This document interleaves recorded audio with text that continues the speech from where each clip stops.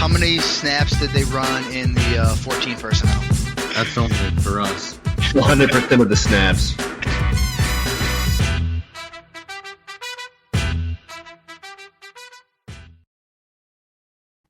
What's going on, guys? Marco here from 14P, and I am bringing you my Week 10 and beyond trade targets for your redraft fantasy football leagues. You can follow me on Twitter at Marco_14P. Sorry, my lighting's a little weird. We got the sun coming in at a weird angle here, but I'm going to jump right in and talk about a guy I've talked about probably for the last 2 or 3 weeks, but it's Rashod Bateman. He is really seeing consistent targets. He has established himself as the number 2 pass catcher number 2 wide receiver on this team. And I think that continues. And I wouldn't be surprised if, honestly, by the end of the season, Rashod Bateman makes a real push for the 1B, 1A wide receiver on this team. I think he's more of a true alpha wide receiver than Antonio Brown. Hollywood Brown is. Hollywood's been great this season. He's got nice chemistry with Lamar. But I think Rashod Bateman really exemplifies what an alpha wide receiver needs to do and can do.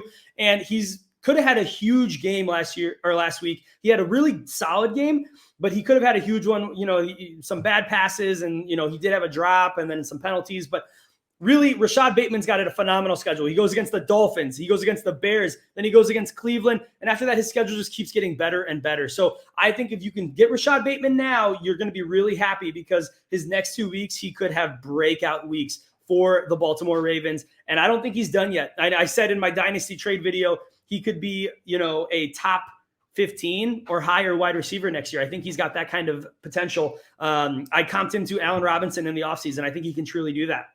All right, moving on to Javonte Williams. I also shared him with you guys last week, but I'm putting him on here this week. I'm not going to put him on next week because here's the deal. If you guys don't own him on your team by the bye week or, right after the bye week, then you've lost your shot on Javonte Williams. He's still in a, committee. Melvin Gordon looks great. But Javonte Williams after this bye week schedule is amazing. And no matter if he's seeing 50%, 30%, 60% of the touches, he's going to bring fantasy value. I think he's going to be closer to the 60, 65% range after that bye week. But even if he's at 40% of the touches, he's going to bring flex value with his schedule. He is leading the league in forced missed tackles. He is a tank when he doesn't force a missed tackle. He breaks tackles like crazy. He is just an all-around complete runner. And he's a great pass catcher. He really is very similar to Melvin Gordon, but I think he's obviously the younger and slightly more electrifying version of Melvin Gordon. So I think Javonte Williams, like I said, he's a guy who you can buy for 2 more weeks. And after that, I don't think you're going to be able to buy him. So if you want to wait 1 week, you can. And maybe the guy on a buy is willing to move him because they need a player. But I think you're running out of time to buy this guy. Truly, truly, truly. I think by week 13, you aren't going to be able to buy Javonte Williams. By the end of week 13, you aren't going to be able to buy him. He's got a phenomenal schedule, like I said, and he has just proven that he is a running back that you need. In Dynasty Leagues, you need him. If you don't have him, you probably can't get him anymore because he could be a top 12 running back for Dynasty. He's that talent. And some people have him much higher than that. Some people say he's closer to 1 than he is to 12. So I think Javonte Williams is a guy who in redraft leagues, you got to get your hands on ASAP. Otherwise, you've lost your opportunity. All right, moving on to a wide receiver here, and it's Brandon Aiyuk.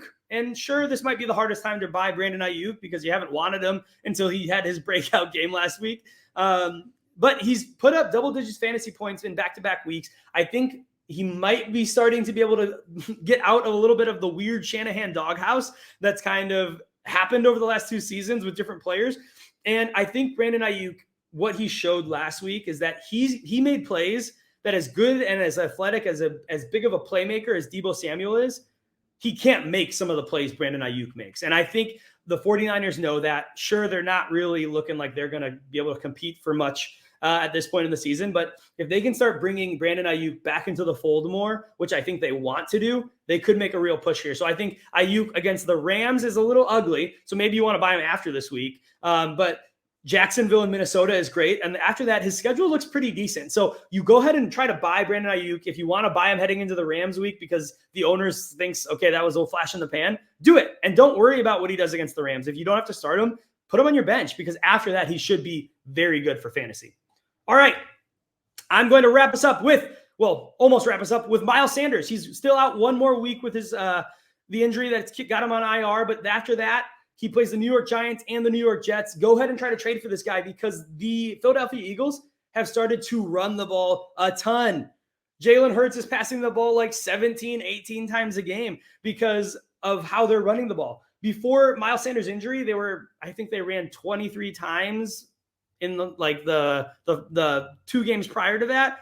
After Miles Sanders left and they decided, hey, we're going to commit to the run, they ran something like 76 times in 2 or 3 games. So you need Miles Sanders on your team because I think he could be a guy who really carries some teams into a championship because although the usage was weird, it seems like they've committed. And if they've truly committed to the run, Miles Sanders gets back to this team. Even if he's 80% of Miles Sanders, that's better than a lot of running backs in the NFL. His big issue was he wasn't being used consistently. And Kenny Gainwell's shown us he's not really a part of this team or about a part of this team's plans for this year. He's just inconsistent. He's been inefficient and just a bad player, really. So Miles Sanders, it looks like he could be the real deal. Sure, Jordan Howard might be still a little bit involved. He might be a little bit of a touchdown vulture, which will be irritating. But Miles Sanders should bring flex to RB2 value the rest of the way once he gets back. All right, now I'm going to wrap up with some bye week players you can buy right now in teams that are desperate for wins. Saquon Barkley. He's still kind of got an injury thing. He had the COVID scare and he's on bye. So you've got a lot of opportunity to maybe get one last chance at Saquon because his end of season schedule is phenomenal and you're not going to be able to buy him once he gets back on the field. David Montgomery, he had a decent game in his first game back, but it wasn't amazing and he's got a bye. So if the owner is a little bit nervous about Khalil Herbert because Khalil Herbert did get pretty involved, then go ahead and try to buy David Montgomery because he is definitely better than Khalil Herbert. It's really not that close. And the end of season schedule is just as good as it was last year, which made him a top 4 running back in fantasy football.